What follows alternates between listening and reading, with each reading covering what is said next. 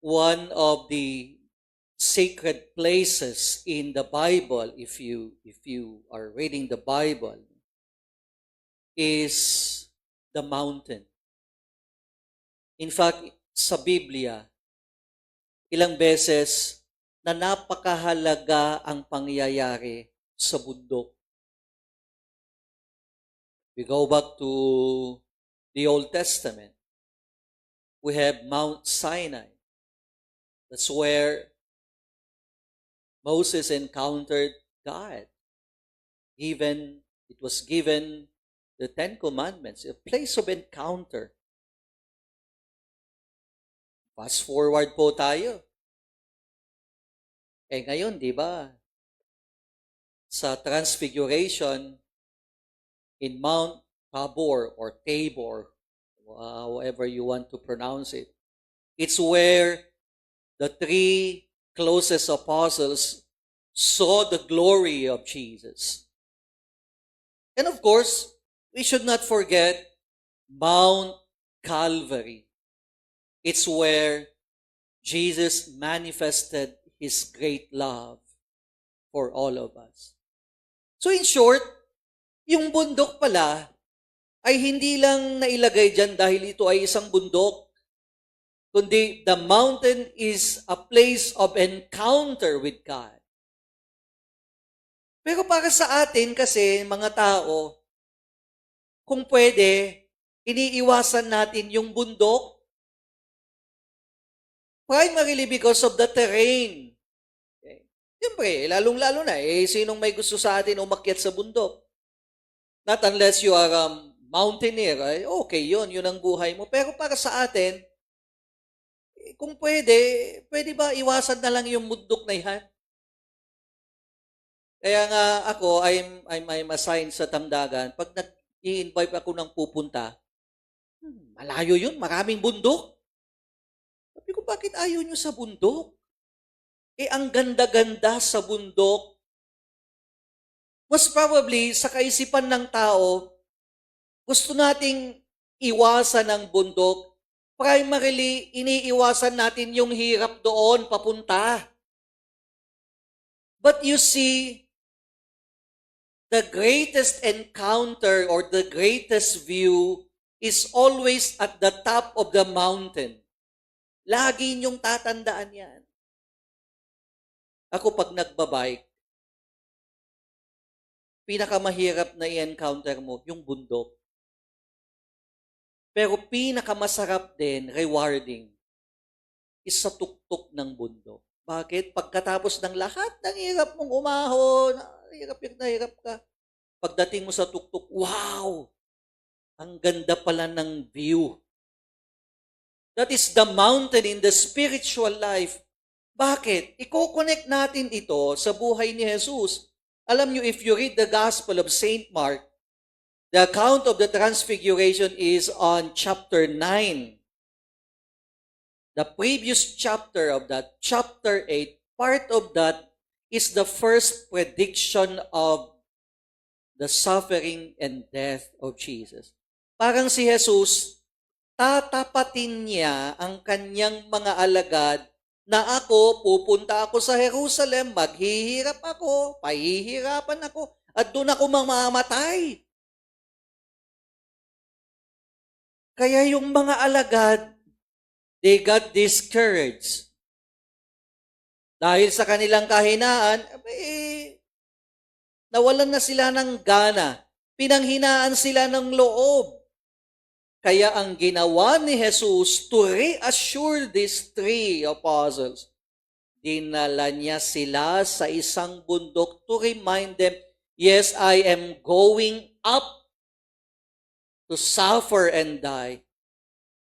Pero hindi naman yung pag-akyat mo yung katapusan, kundi ang katapusan niyan is nasa tuktok at ito yung nasa tuktok. This is my glorified face. This is my glory. This is my victory. Kaya yung mga alagad namangha. Bakit? Most probably ayaw din nilang umakyat sa bundok.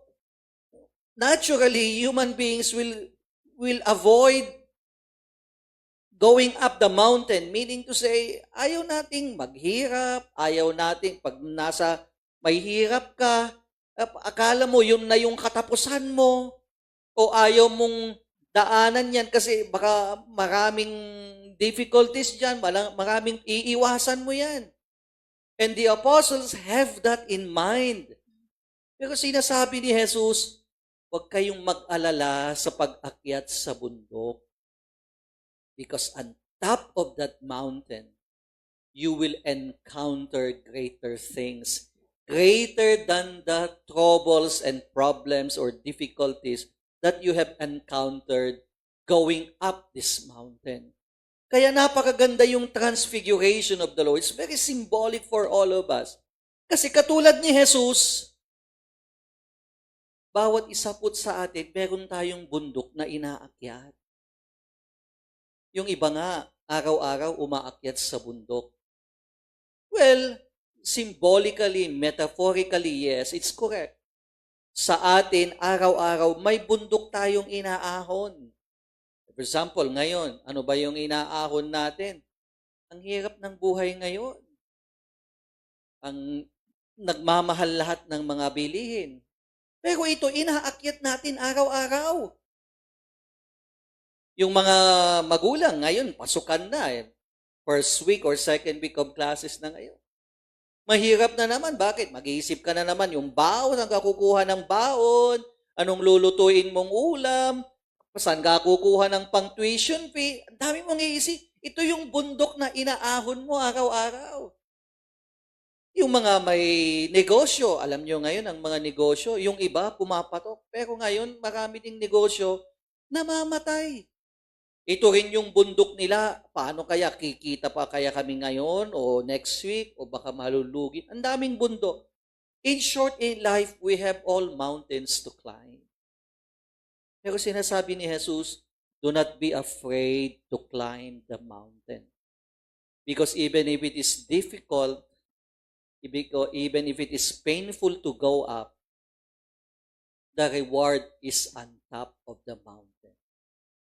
Kumbaga, sa pag-ahon mo sa bundok ng buhay, iisipin mo, una, hindi natatapos sa pag-ahon ang buhay. Ang buhay ay natatapos pagtungtong mo sa tuktok nito. Lagi niyong tatandaan yan. Hindi natatapos ang buhay sa pag-ahon. Nagtatapos ang buhay pagsapit mo sa tuktok nito. And secondly, at sana mas maalala din natin ito, no? Sa tuktok ng bundok, pinakamaganda ang view sa buhay.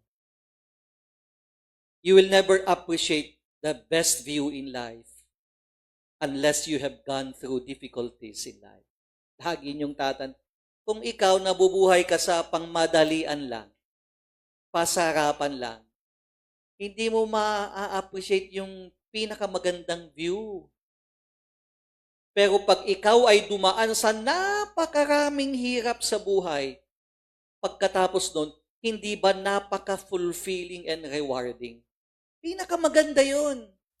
Kaya nga, for example, yung mga estudyante, kung ikaw nangongopya-ngopya lang, nagkokopya-kopya lang sa Google or whatever, pag nagtapos ka, hindi mo ma-appreciate yung degree mo. Pero pag ikaw naghirap ka, nag-review ka, nag-research ka, talagang nagtanong-tanong ka, pagka-graduate mo, mas ma-appreciate mo yung diploma mo. Bakit? Pinaghirapan mo yun eh. Kahit yung mga may trabaho, nai-promote ka nga, pero nagbibigay ka lang ng regalo sa boss. Pag na-promote ka, parang walang katuturan yun. Pero pag nagpagod ka, naghirap ka, nag-effort ka, at na-promote ka, hindi ba iba yung feeling nun? Ganyan sa buhay. Kaya mga minamahal kong kapatid, as we celebrate the feast of the transfiguration of the Lord, ang daming napakagandang mensahe na ibibigay sa atin ito. But remember the image of the mountain. It's very difficult to climb the mountain. But let us not be afraid to climb our mountains in life. because it's where we encounter the Lord. It's where the view is most perfect and most beautiful. And the climbing is not the end of life. The end of life is on top of the mountain where we shall see God